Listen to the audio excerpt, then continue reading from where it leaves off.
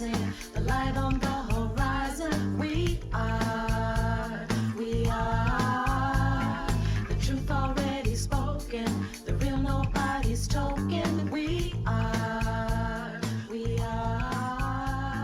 the seed in every flower. But we're going to jump right in.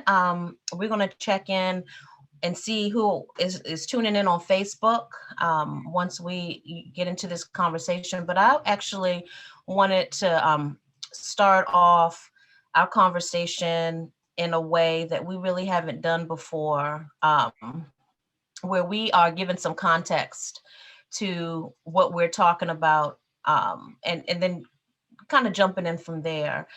Today's Tea Talk is, and first of all, our Tea Talks happen monthly. We began our Tea Talks in 2020 after our inaugural teach-in that took place in July 2020.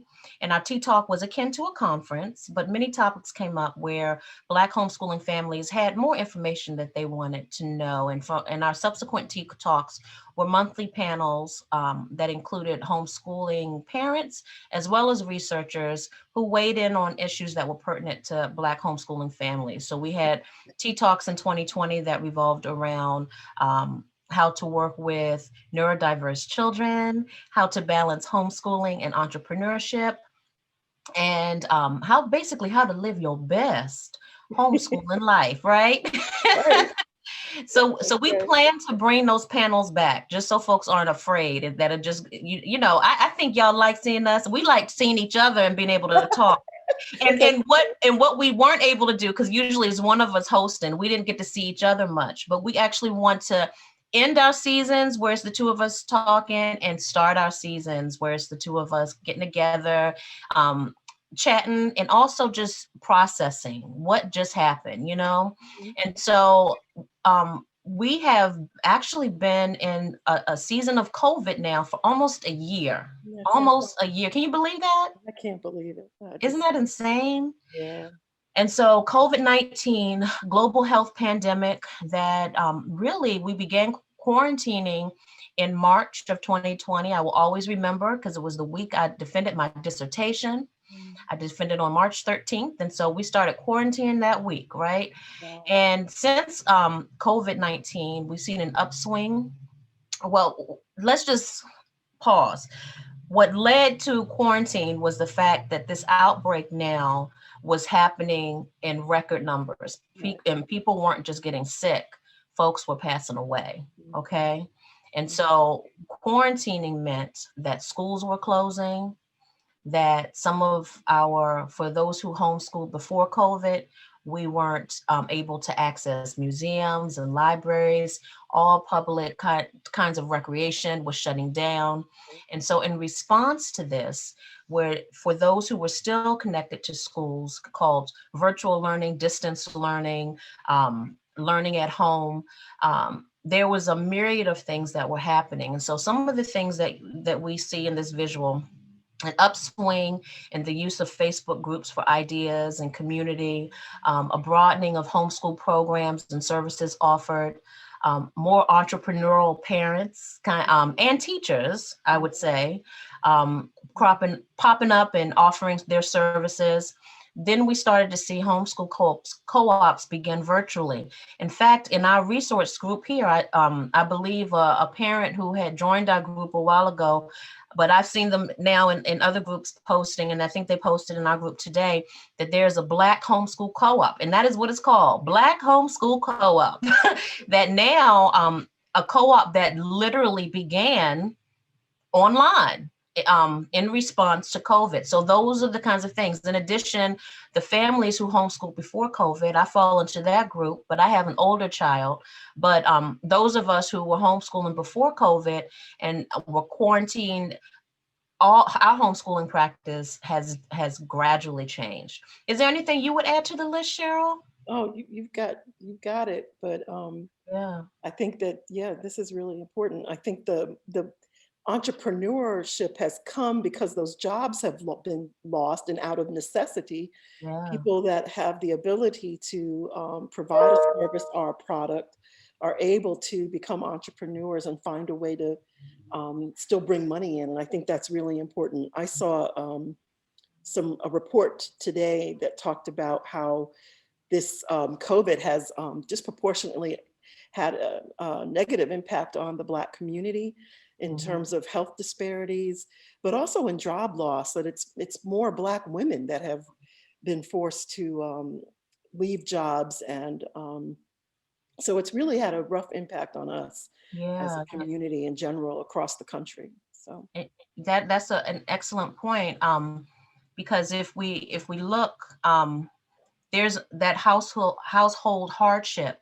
mhm. um, Child Trends, which is an organization that's been around for a while. When I first started working in nonprofit 20 some years ago, Child Trends was actually an organization a research organization that our nonprofit. I was working at Covenant House, Washington at the time, and they worked closely with us because we wanted our program to be research based. Yeah. And so they do a wonderful work in terms of just gauging the effectiveness and anything really that's impacting children and programs in services that impact children.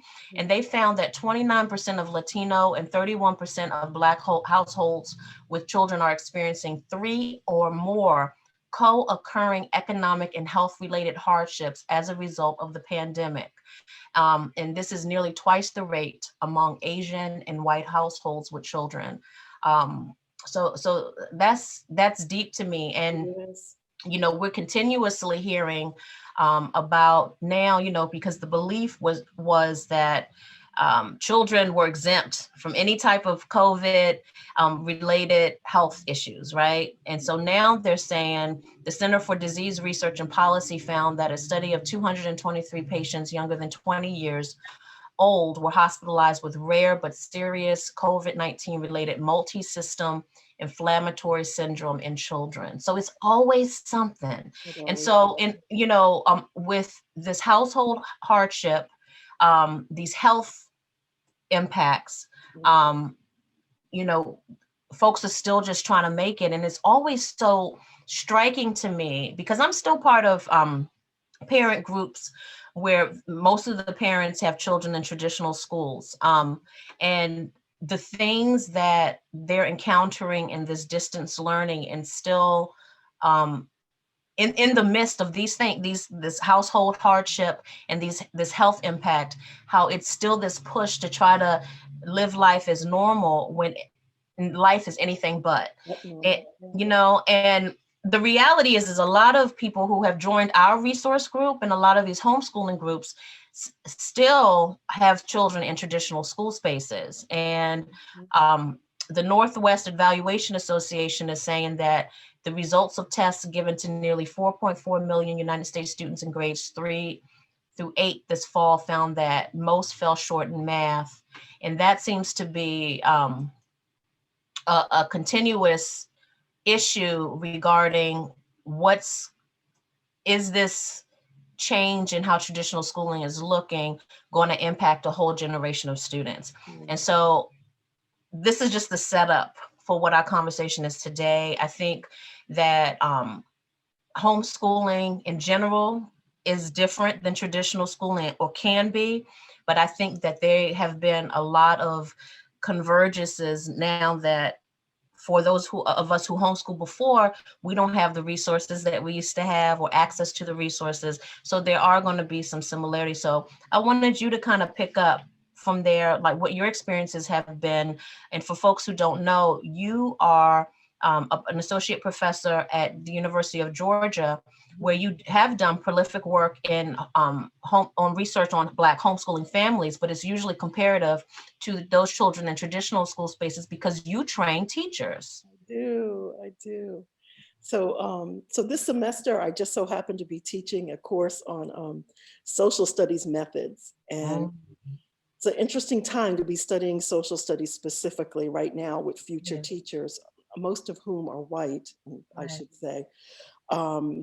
But when the insurrection happened on January 6th, I started reflecting on my days as a teacher. And I was a teacher, a 4th grade teacher, specifically in Connecticut, when the Columbine shootings happened. Oh, wow. And that next day, I couldn't teach. My students were frightened. And Wow. I started thinking about the students that we have that, well, they graduated and this is their first year teaching. And I wondered, what was January 6th and 7th like for them? Specifically January 7th, really.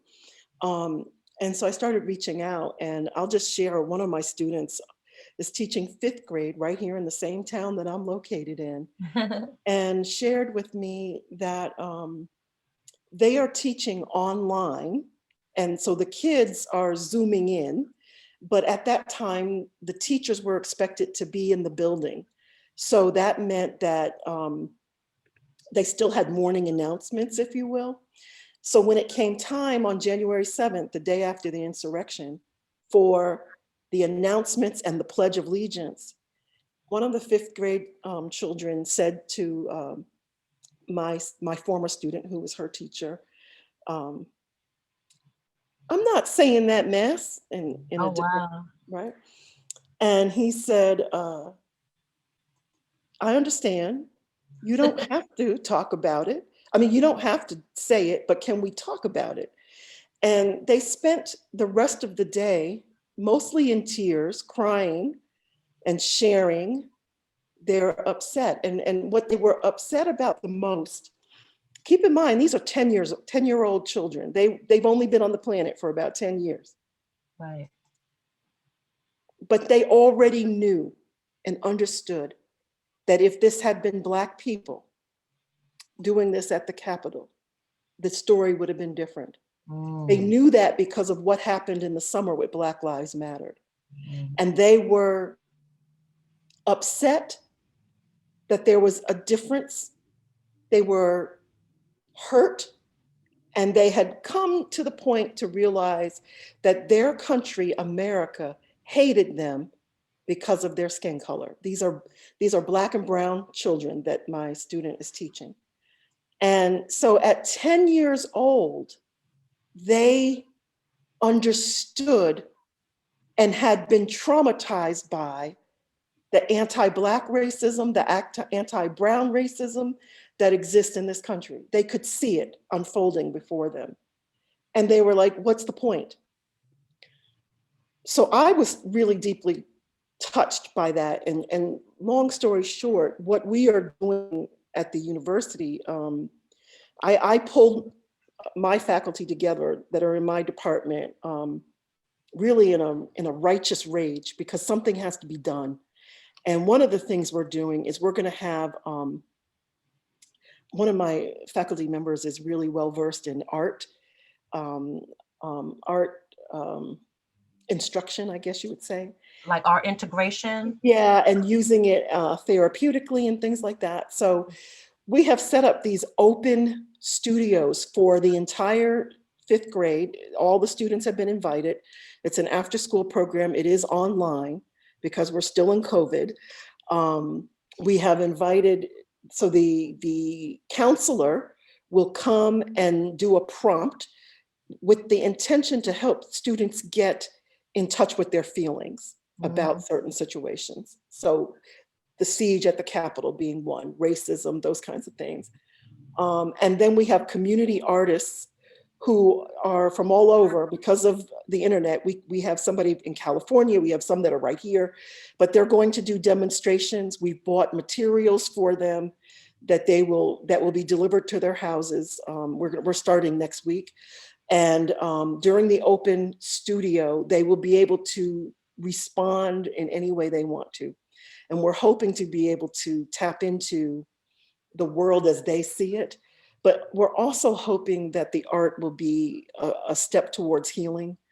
Um, the faculty are working on ways to help them transition into middle school, because that's going to be different. So I just felt like, well, how can we bring these resources to these kids and let them know that we do care about you? There are people right here that are willing to pour time and investment in you, invest our time in you. And I'm hoping to stay with them through high school, to be honest with you, in some capacity. So just to make sure they know right. that people do care about them.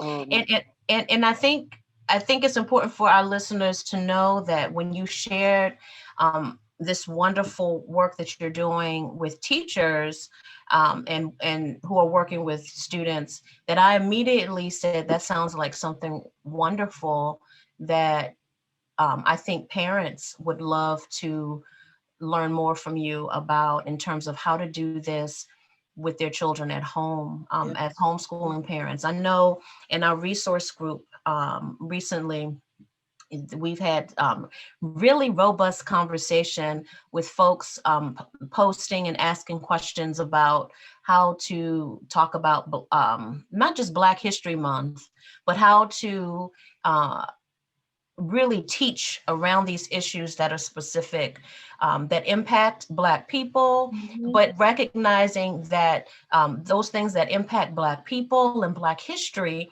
is American history. that's right. And what I've seen in the conversations is that that line of thinking itself is something that's really radical and revolutionary for some, because we've grown up in traditional schools that have really segmented learning into disciplines as opposed to really recognizing the intersections and the Mhm. interdisciplinary nature of a lot of topics, that things aren't just literally, pun intended, black and white, right? In that, That's you right. know,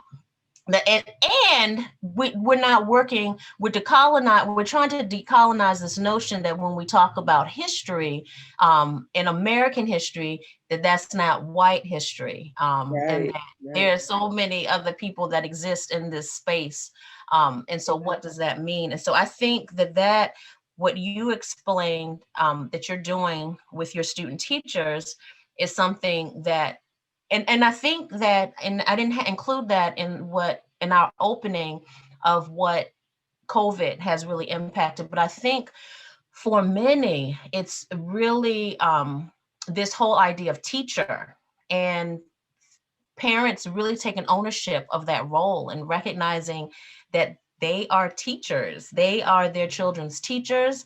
They're the curators of their learning, yeah, and that how all of that looks, they have the power to really kind of dictate that. And I that's think true. that's, if there was anything that we could pull positively out of this COVID, um, this year of craziness, Mhm. that's something I think that has definitely been revolutionary. So I want to, Can we, are you going to talk about the conversation, one of that specific conversation that was no, going on in it? you go ahead. Because You. someone asked about how to teach the history without demonizing white people, and Yeah.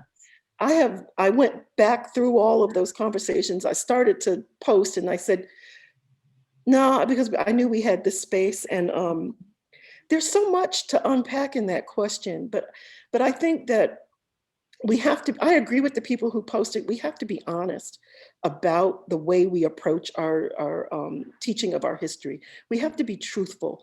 And if that's one thing that hurts me the most about public schools, is Hmm. that we haven't been honest, even with something as supposedly benign as Christopher Columbus. We don't tell the truth. And we still expect them to say that Christopher Columbus discovered America. That's wrong. And he didn't. There were people here. And so we shouldn't even let those words come out of our mouth anymore. But these are things that certain folks want to hold on to. And I want you to know that there are materials out there, whatever age level your child is, that you can teach them the truth about it and not worry about offending anybody, because it is the truth. Okay, it is what happened. We don't need to sugarcoat what happened. And I wish you could see the stack of books that are sitting beside me. I'm not going through all of them. I promise I will take pictures, post on them, or whatever. But I don't know. You know what? You gonna turn off your filter? Yeah, I think I'm gonna. How do you? I'm gonna turn that thing off so you can see these books. How do I turn that off? Oh, here I go. Nope, that wasn't it. Hold it in front of you. Hold it in front of your chest, and we'll be able to see it. Oh, now I got it. Okay, I think you can see it better this way. Yeah. Okay, so this is Well, that's not very good, is it? I can Ronald, see. Ronald Takaki wrote a book for adults called A Different Mirror. In that book, he chronicles the history of a different sets of people: Native Americans, Mexican Americans, Irish Americans, Japanese Americans. And when you read it as an adult, you can see the patterns in history, the oppression that each group faced, including African Americans. But what he did then, he didn't stop there. He wrote this one for young people. It's a history of multicultural America. So he broke it all down for children to be able to understand these patterns. This is a wonderful textbook for teaching American history because you're going to get a multicultural perspective, not just our story, but other people's stories of how they experienced coming into America. And I think it's a good place to start. I also want to encourage you, wherever you are in America right now, when you're teaching your children about the history, it doesn't have to be like this is what, if like, let's say you're in California and you're talking about the civil rights movement and what happened in Washington, D.C., and it seems so far away. There are local histories, and people have taken the time to write books about what was happening in your part of the world during that time period. This is one for where I am right now in Athens, Georgia, A Story Untold. You see, it says Black men and women in Athens history. So I can, along with the American history, tell you about what some people were doing right here related to that. And I wouldn't stop there. I did this for my own children, so I'm not telling you anything I didn't do. In addition to the local history, we should be talking about what was happening in our family. What were grandma and grandpa doing during Jim Crow era? You know, those are, knowing who your people are is very important. It's empowering to know that what we've been through.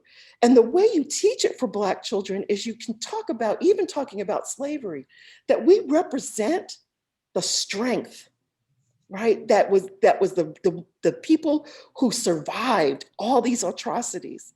So it's from a position of strength. And this is what they are doing and what they've done. What are you going to do? And that's the question I had to my own children. And so that's just a little bit. And even the little itty bitty kids, I don't know if I can get my hands on it. I have so many books. There's a book called Clack, Clack, Moo Moo. Sounds silly. Beautiful book, very few words. Some cows are protesting they happen to have a typewriter, and they are protesting because it's too cold. And they want the farmer to bring out some blankets. And the farmer says no. So they type up another message and another one. And finally they say, okay, no blankets, no milk. And guess what happens? The farmer comes out with blankets. And so they see the power of working together. Through this very simple book of what protesting in a very peaceful manner is. They get the idea of what collective bargaining is, and how you can advocate for yourself with people. So those are just some of my ideas. Those are Again, some great ideas. I want to actually acknowledge some of the folks that are viewing. okay. One of, you know, our girl Lanissa James is there. Oh, good. She says yes, Black Homeschool Co-op. We had mentioned Black Homeschool Co-op earlier. Phyllis Smith Asanyabi. Yeah. She said hi, Doctors Khadija and Cheryl. Hey, hey. But Laura Smothers, who actually is one of our authors in our forthcoming book, Yes. actually made a comment about Rebecca Steffoff's book, and she said something that I was going to bring up about Howard Zinn's People's History of the United States, which I recommend highly. Yes. It's a free resource online.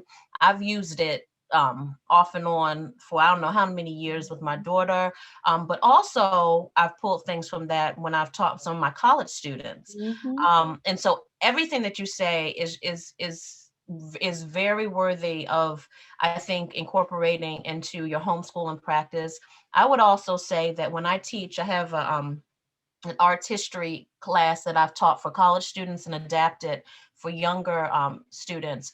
And I teach art history through an African lens. And so it's really literally starting in Africa, as opposed to how art history is traditionally taught through a very European classical view. Okay. And if you start with Africa, you don't just get art history, you get history of Mhm.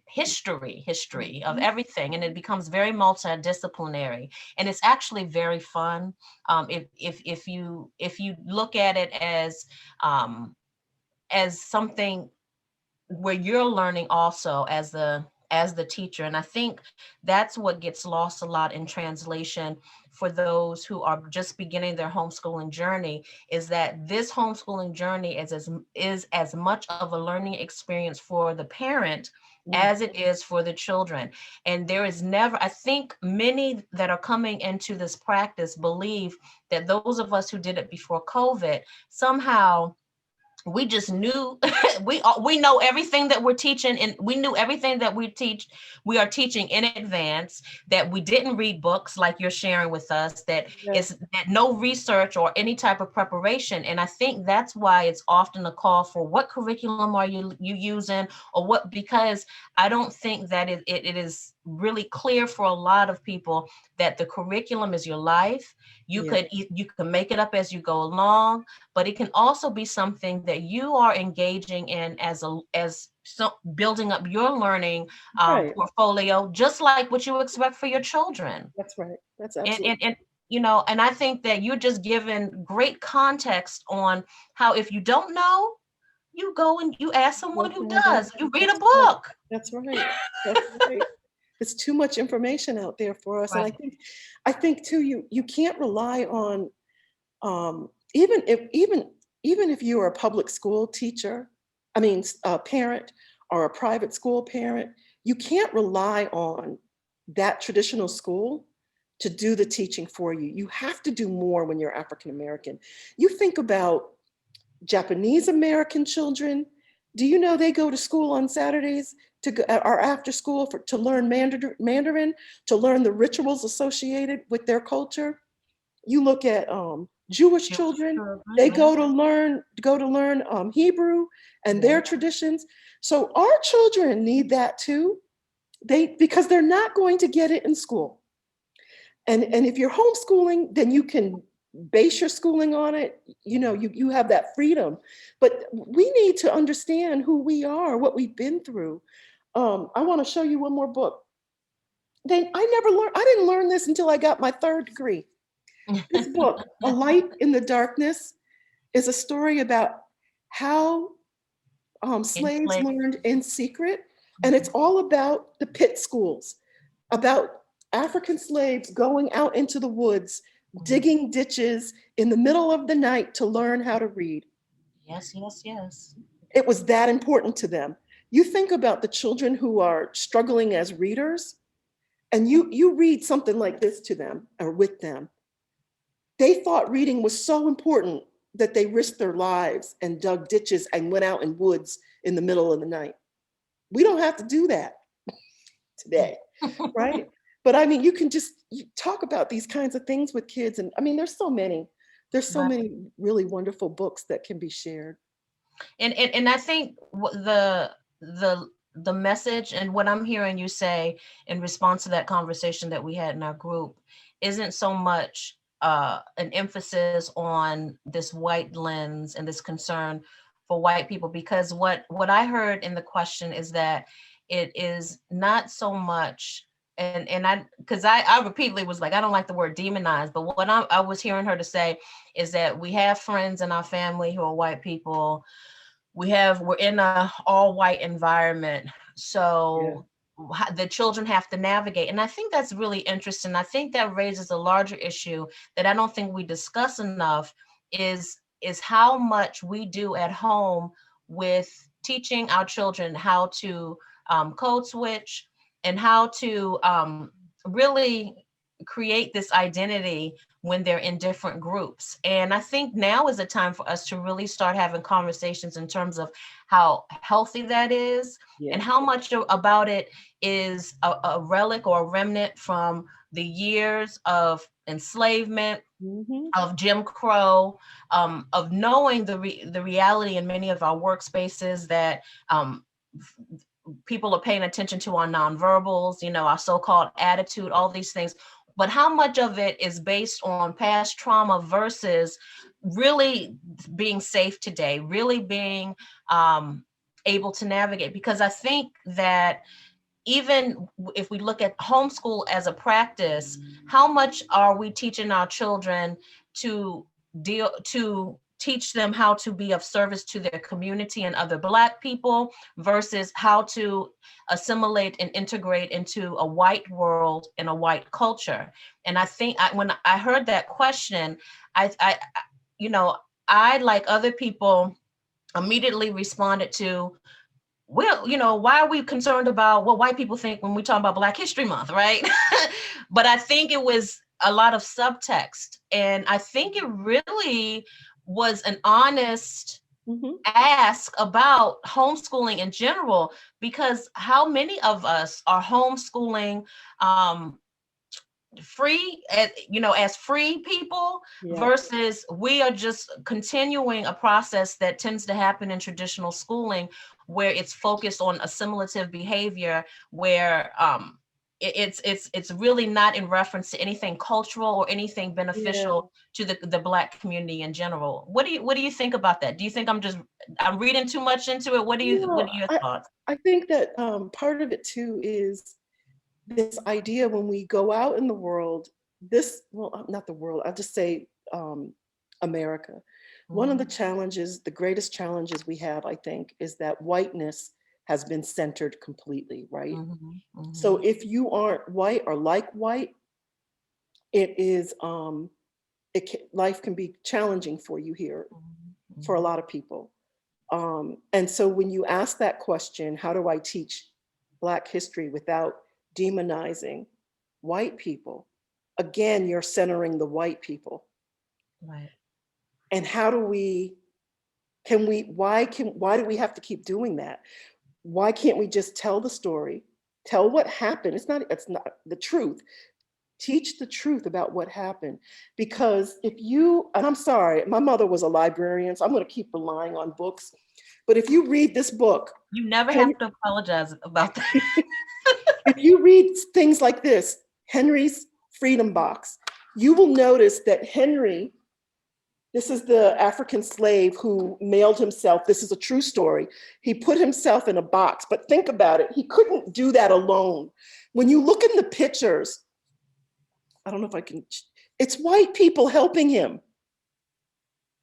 Can you see that? Yes. So by teaching the truth with these kinds of tools that are showing you that not every white person agreed with slavery. There are white abolitionists that you can learn about. So you don't have to worry about demonizing anybody. Teach the full truth. Teach the full truth. White people had a role in abolishing slavery. Not everybody that was white wanted slavery, agreed. Not everybody that was white agreed with it. So teach the truth. I mean, to me, it's I don't know, it's become second nature now to Mhm. teach the truth. So I don't have to worry about offending anybody. If I show the pictures of the civil rights era, people marching, and the pictures of Black Lives Matter people marching, what we're going to see is it's not just Black people marching. This is, and if you teach about civil rights, it wasn't just to benefit Black people. Many groups have subsequently been able to benefit from the laws that came out of the 1965 civil rights movement. So teach the truth. It wasn't just about us. It benefited many people, and many people were on board with it. That's good advice. And I will say that the value of homeschooling for our family has been because we can center Black people. And that is not a concern that we have at all. Like that has not even come up in conversation because I feel that there is so much heavy lifting around Mhm. even being able to center us in our own history. I know that this movie that's out now. I'm looking forward to seeing it because I really love Daniel Kaluuya and I forget the other Lakeith. I forget his last name. Um, on the life of Fred Hampton, Mm. was a 22-year-old revolutionary with the Black Panther Party. Yeah. And some of the reviews I'm reading say that it tends to focus on the person who was the informant. So still not being able to, and so I bring that up because I feel like that is often where we are relegated in our own history. We're the Right. side conversation in our own Yeah. history. So Yeah. I would never, so personally, I don't ever feel the need at any point to and I didn't say this in the thread in the group, but the white people that are in my circle or that I associate never require of me to give a damn about their feelings when it comes to anything about history or anything about parenting Mhm. or in this country, knowing and being honest and truthful of what this country is and what our existence has been. And I feel like a lot of this, we talk about unschooling, we talk about deschooling. A Mhm. lot of that is for the parents more so than the children. I know when my daughter, she's been in and out of schools, and oftentimes I have to um, do the routine thing for her because before she gets her own self-regulation going.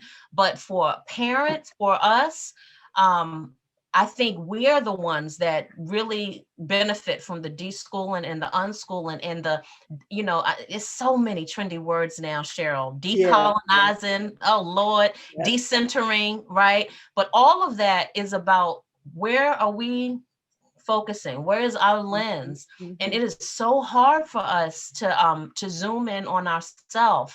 Yeah. And it's only through like when we see trauma and we see other people advocating for themselves and not being met with violence that I think it becomes clear just how programmed we are to Mhm. not stand up and speak up for ourselves. I think the insurrection that happened in January was it was such an interesting perspective that I heard and read conversations around because the consistent one was like, if that was us, you said it, if that was us, we would have been under the jail, right, or Yeah. killed or anything. Mhm. Um but but and we've seen that with George Floyd. We saw The, how the police responded. the 10-year-old fifth graders knew that. Right. So if at 10 years old that, just They have, imagine. just think about that. 10 years on the planet. And Right. that's what they were mad about. Right.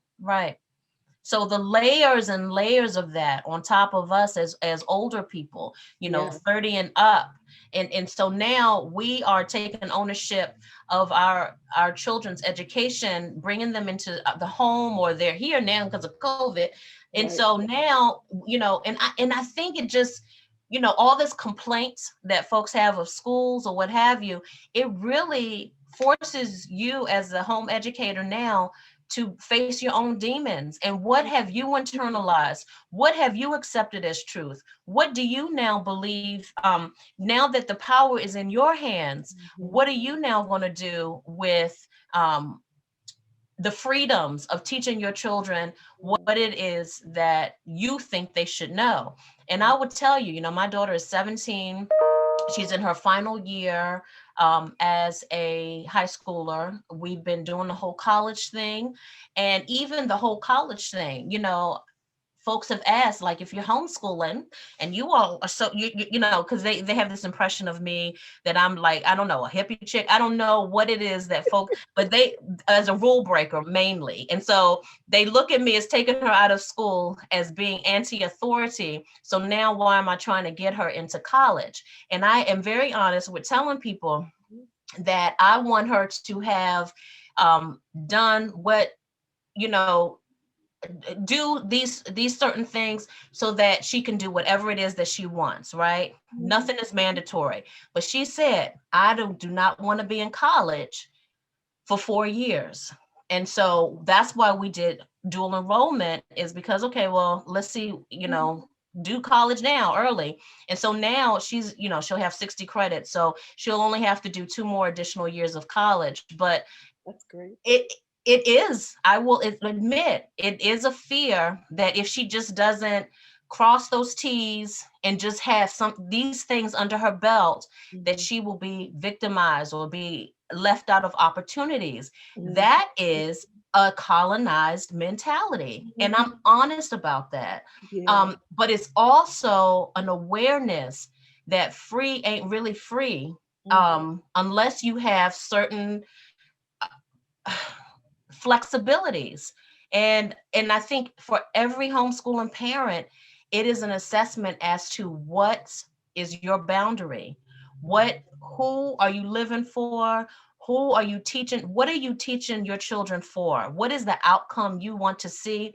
What impact do you want to have on their life experience?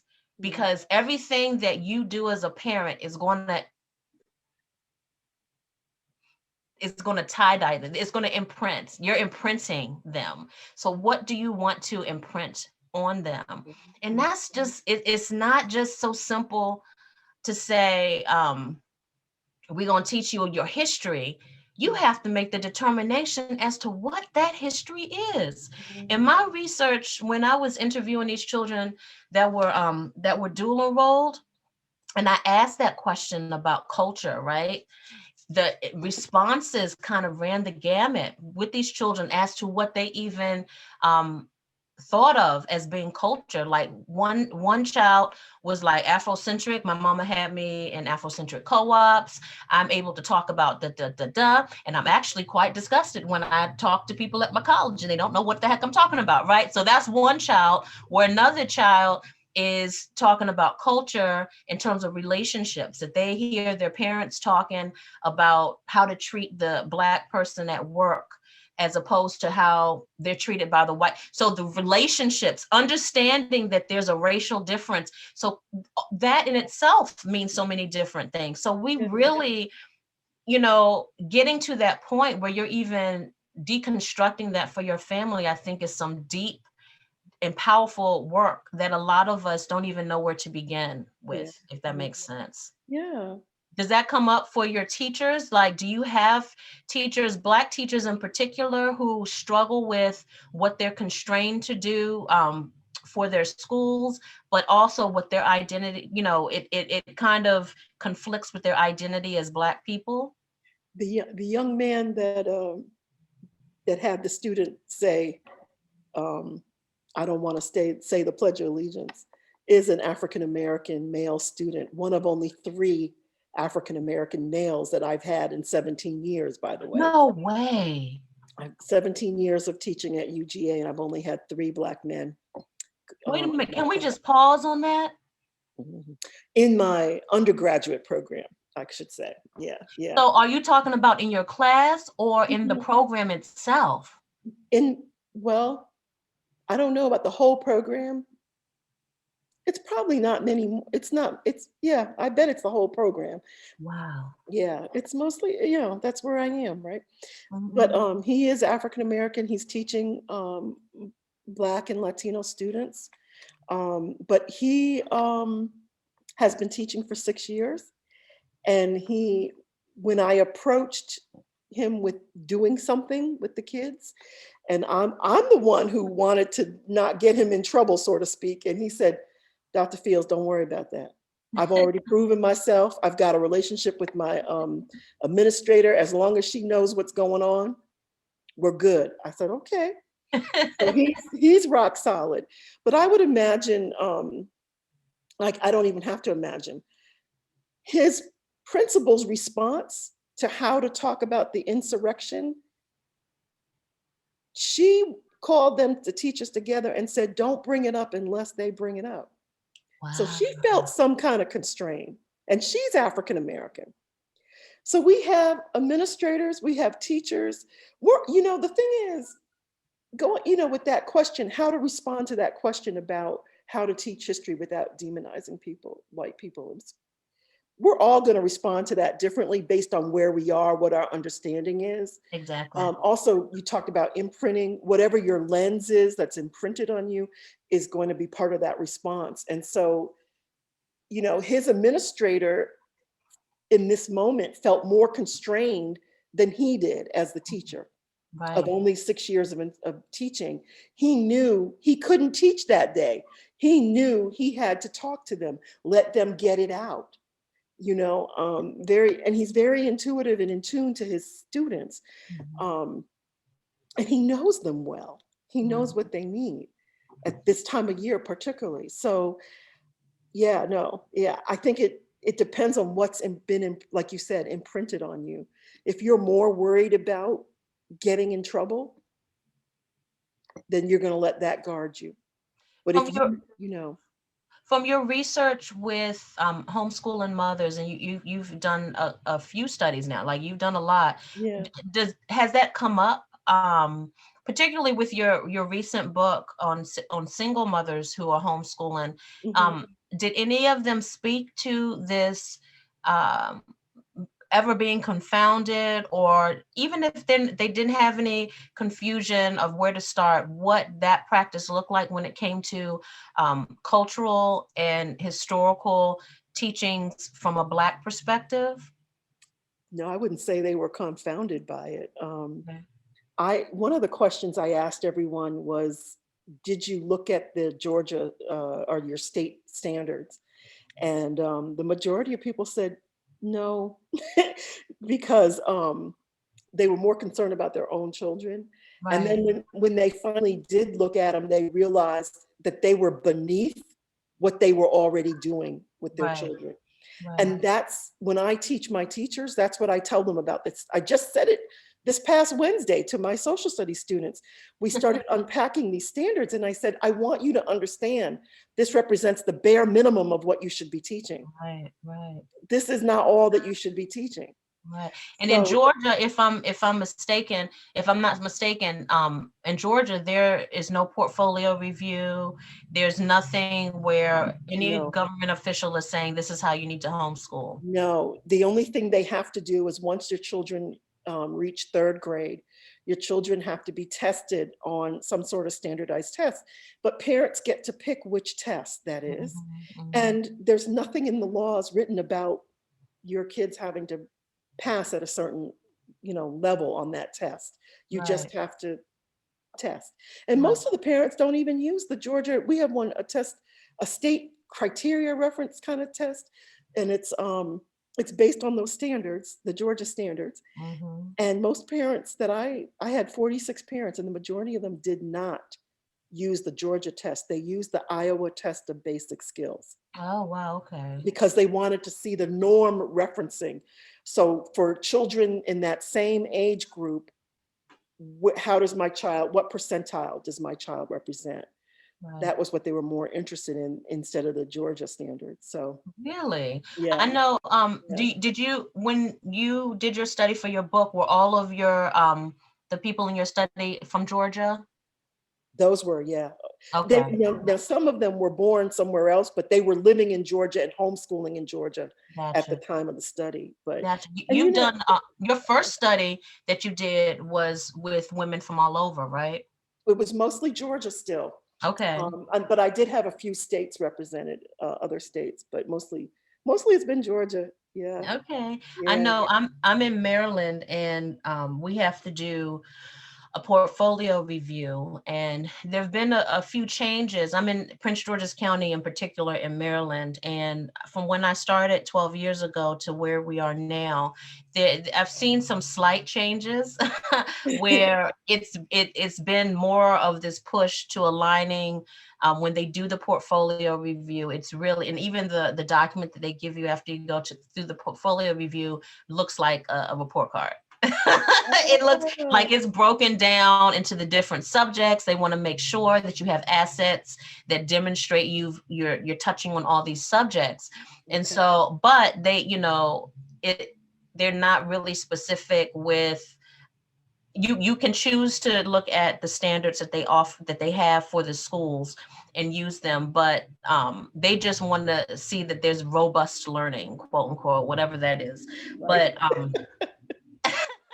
But I think that, you know, with that in mind, and how they are letting you know that this is how they're dictating or determining that you're homeschooling effectively, Hmm. it gives it gives the impression that parents are limited in what subjects they can implement. And again, so I'm saying again, I'm just trying to push this idea that no matter the subject, Hmm. you can talk about Black history in Hmm. every single Black culture, Black Hmm. life, the Black experience in every Every single single subject. subject, Mhm. every single thing. We're connected to everything. Black history, We, you know, when I life was history, human when I history. when I was teaching, I had a fabulous couple of really fabulous principals, but one in particular really encouraged us.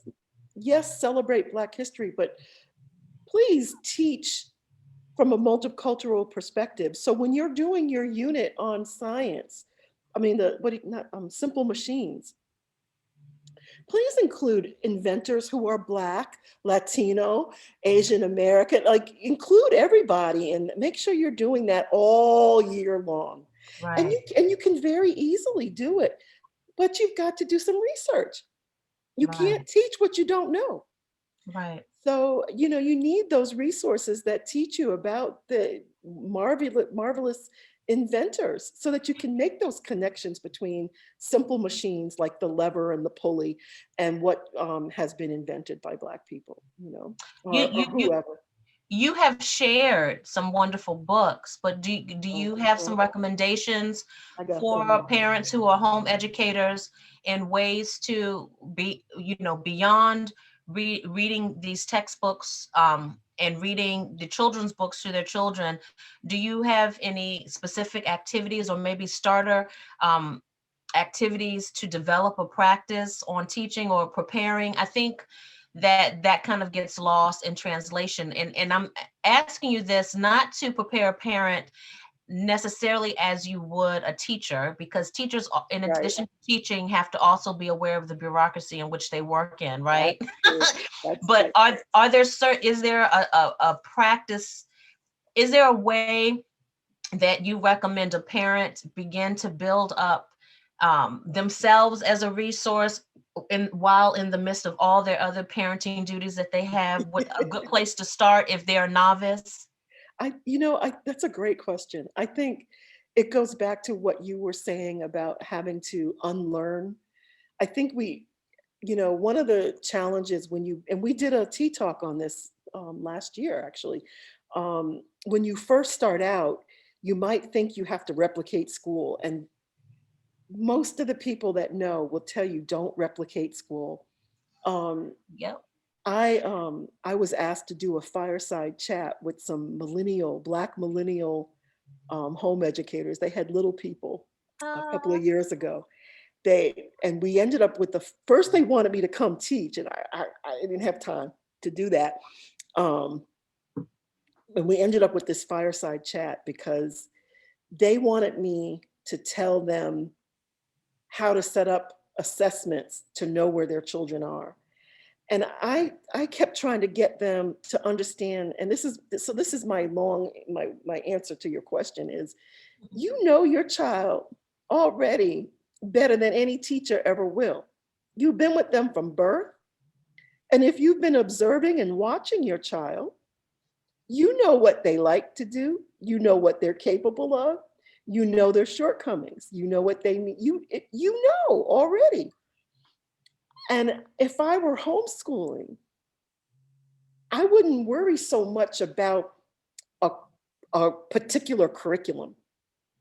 My concern would be, what is my child interested in? And how can I find natural connections between what my child is interested in and what they need to be learning, sort of what they want to learn, what they should be learning, and I'm using those words loosely. You have a guide. You kind of know what you can look at the standards. You can look at wherever you want to look at what second graders should be doing, for example. But how do I make this interesting for my child? And then, and I guess this is why I became a researcher. This is also how I taught. Um, I was an inquiry-based teacher. So what questions do you have about, if we're supposed to be learning about the woodland Native American tribes of Connecticut, which is where I'm from, what questions do you have? What do you want to learn about them? How are we going to find out? How do you want to find out? Yep. And then we go do those things. Yep. And then we celebrate our learning. We might create a mural. We might put on a museum and create artifacts of our learning and invite the third graders to come. If I was teaching fourth grade, we do something creative, have parents come to see what we've learned, and we celebrate our learning along the way. And then we move on to the next thing, building on what we know, right? Excellent. That's excellent. I think inquiry is really powerful, because in that process of learning, you're also teaching people, the young people, how to learn. Yes. Yep. I agree. And everything you say. So you said if you were a homeschooler, but you're an educator, and I will tell you that I've applied those very principles in my homeschooling practice. I'm working with young people currently in a media program that I run through the nonprofit that I work for. And yesterday, I had posted this on Facebook. Yesterday, I had taught them. So they work on a television show, but they also are learning different media tools. And yesterday, as an icebreaker, I wanted to introduce them to the free tool Canva, but use it to make a mission board. And I had mentioned mission boards here. I had posted a video that I did about mission boards for homeschooling, and none of them had used Canva. I did a short demo. They were able to do that, the mission board, and animate it in 15 minutes. Woo! And so that is me piggybacking off of what you said as to what they like, because all of these children had to fill out an application to be part of this program, and they all were emphatic. I like media. I like media. Yeah. So it's a group of like-minded children who emphatically like media and who like hands-on. And so that speaks to 15 minutes. And that's another thing about this homeschool practice, is that you don't really have to go through all of the issues with classroom management, with such a large class. If you are doing what you said, finding what your children like, the learning happens quickly. That's You're right. not, it does not mirror a traditional school, 8 hours. And the kids are owning their own learning.